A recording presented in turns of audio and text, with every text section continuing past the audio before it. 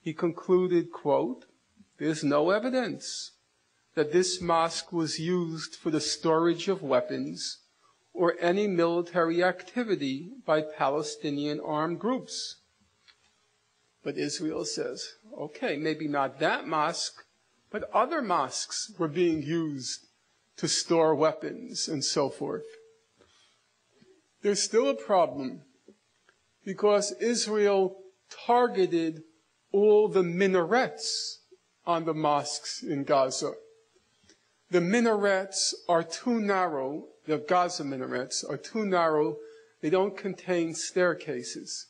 And so they could not have been used by snipers or lookouts.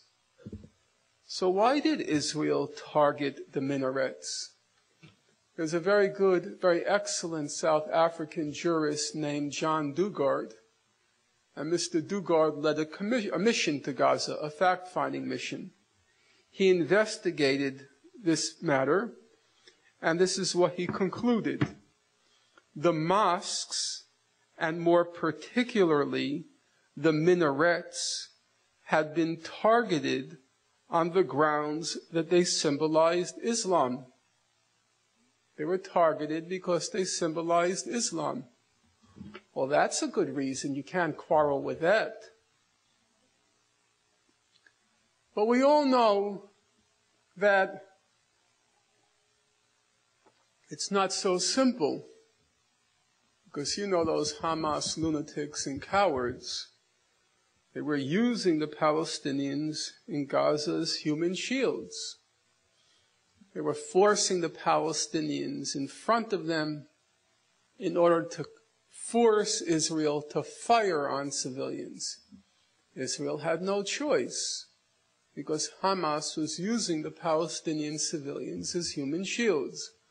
Again, all the human rights organizations investigated the claim, the allegation. The most respected of all the human rights organizations is, of course, Amnesty International, the Nobel Peace Prize winner. Amnesty did a very exhaustive study of this human shield issue. Here's what they concluded. Contrary to repeated allegations by Israeli officials of the use of human shields, Amnesty International found no evidence that Hamas or other Palestinian fighters directed the movement of civilians to shield military objectives from attacks. Amnesty International found no evidence that Hamas or other armed groups forced residents to stay in or around buildings used by fighters. Amnesty International found no evidence that fighters prevented residents from leaving buildings or areas which had been commandeered by militants. It just didn't happen. Even if it were true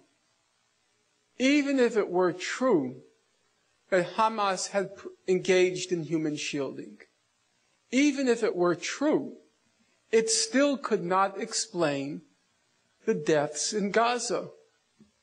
Why? Well, here's what Amnesty had to say.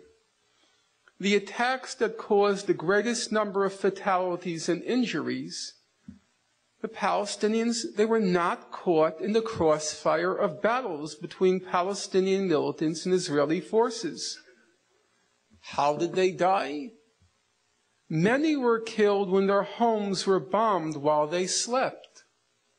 Others were going about their daily activities in their homes, sitting in their yard, hanging the laundry on the roof, when they were targeted in airstrikes or tank shelling. How did the children die? Those 358 Palestinian children. Was Hamas using them as human shields? Here's what Amnesty said. The children were studying or playing in their bedrooms or on the roof or outside their homes when they were struck by missiles or tank shells. It's not true, however, it's emphatically not true that there was no human shielding in Gaza. In fact, there was quite a lot.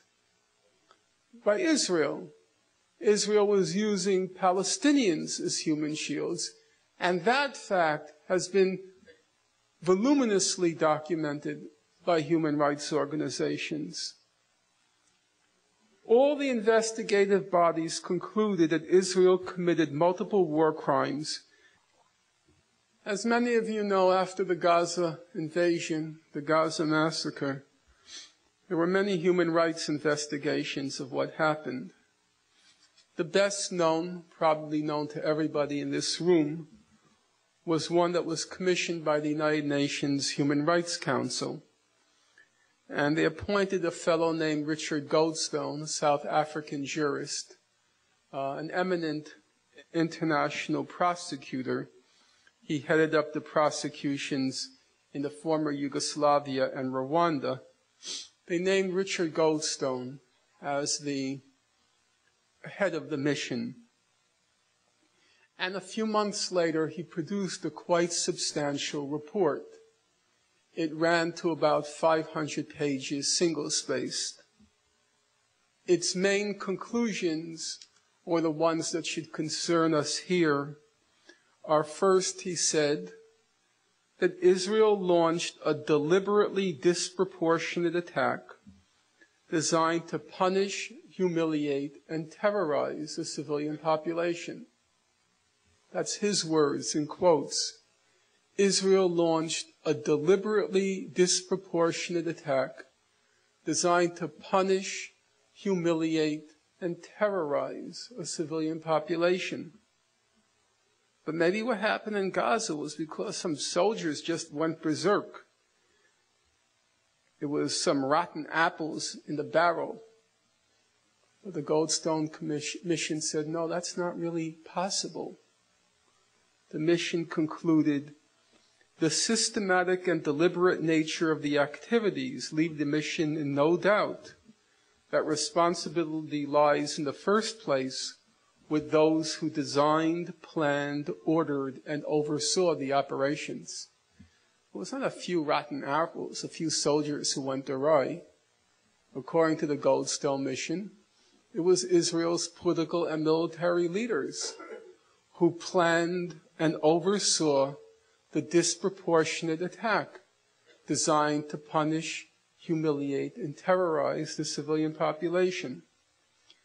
Some people criticized the Goldstone report. They said, well, these sorts of allegations, they're kind of extreme. How can he reach conclusions which are so radical? Problem was that Goldstone couldn't but reach that conclusion because this is what the Israeli leaders were saying before, during, and after the attack. It's not as if the Israelis lacked in candor. They were very honest about what they intended to do and what they did do. Before the attack, the Israeli head of the Northern Command, he said, in the next war, we will yield disproportionate power against every village from which shots are fired on Israel. We will cause immense damage and destruction. The former head of Israel's National Security Council, he said, in the next war, it will lead to intense suffering among the enemy population, the destruction of homes and infrastructure. It will lead to the suffering of hundreds of thousands of people. During the attack, Israel's foreign minister, Tzipi Livni, she said, Hamas now understands that when you fire on Israel's citizens, it responds by going wild.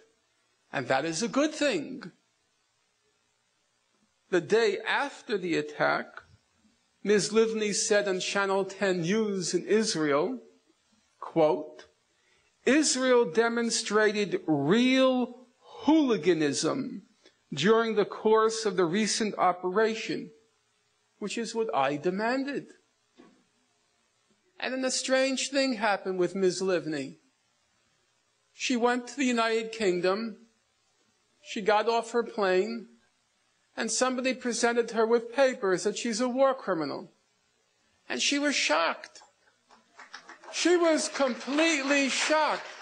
Ms. Livni was bewildered